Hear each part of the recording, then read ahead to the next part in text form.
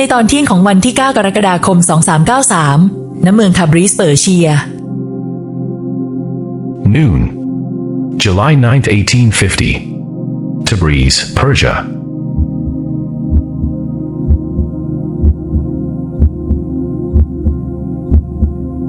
The Martyrdom of the Bab.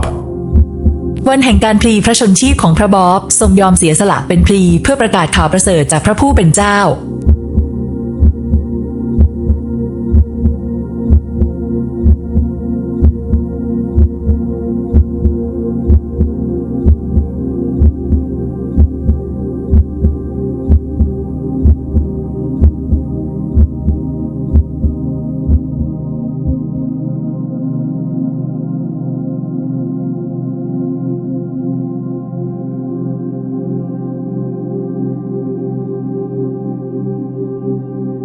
โลกได้ร่วมเป็นสักขีพยานในการเปลี่ยนแปลงทางจิตวิญญาณครั้งยิ่งใหญ่ที่สุดในประวัติศาสตร์ The world witnessed the most profound transformation in human history.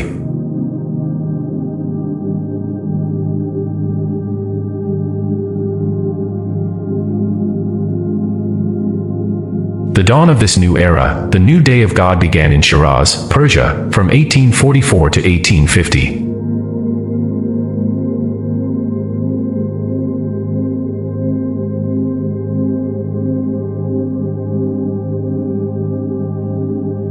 รุ่งอรุณแห่งยุคใหม่วันใหม่ของพระผู้เป็นเจ้านี้ได้เริ่มต้นขึ้นที่เมืองชีราสอาณาจักรเปอร์เซียตั้งแต่ปีพุทธศักราช 2387 ถึง 2393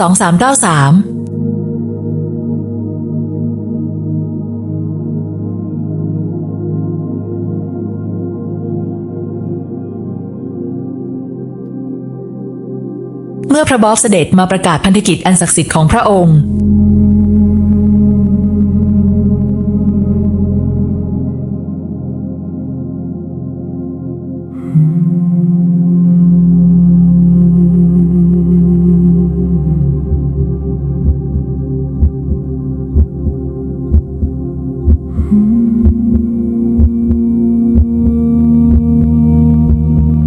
It unfolded as the Bab declared his divine mission.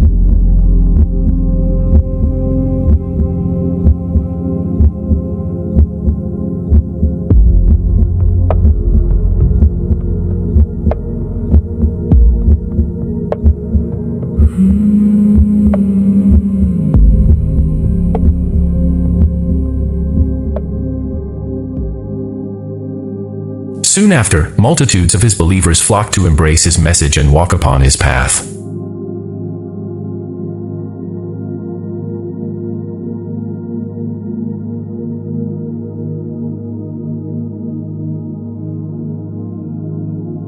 ทันทีหลังจากที่พระบอบประกาศข่าวสารของพระองค์ได้แพร่กระจายออกไปอย่างรวดเร็วและจำนวนผู้ที่เลื่อมใสศรัทธาในพระองค์ได้มีจำนวนเพิ่มมากขึ้น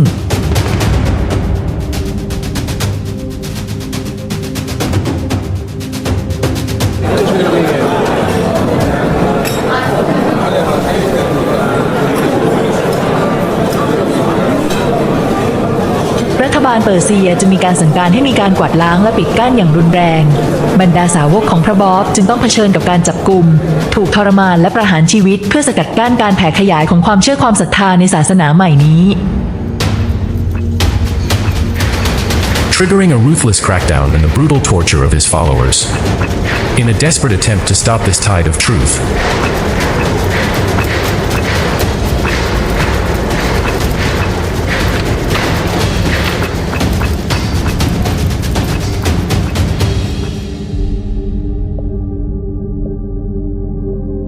แต่ทว่ามาตรการอันรุนแรงทั้งหลายของรัฐบาลนั้นกลับไม่สามารถหยุดยั้งความเชื่อความศรัทธาในพระบอบได้ศาสนาของพระองค์ยังคงแผ่ขยายอย่างรากลึกลงไปในจิตวิญญาณของผู้คนและกลับทำให้ความเลื่อมใสศรัทธานั้นกลับเติบโตเข้มแข็งยิ่งขึ้นและกลายเป็นรากฐานสำคัญที่ขับเคลื่อนสัจธรรมนี้ให้คงอยู่สืบมาจนถึงปัจจุบัน On July 9, 1850, amidst the suffocating tension at the Tabriz military square, ช่วงเที่ยงวันของวันที่ 9 กรกฎาคม พุทธศักราช 2393 ท่ามกลางบรรยากาศอันตึงเครียดณลานค่ายทหารเมืองทาบรีซ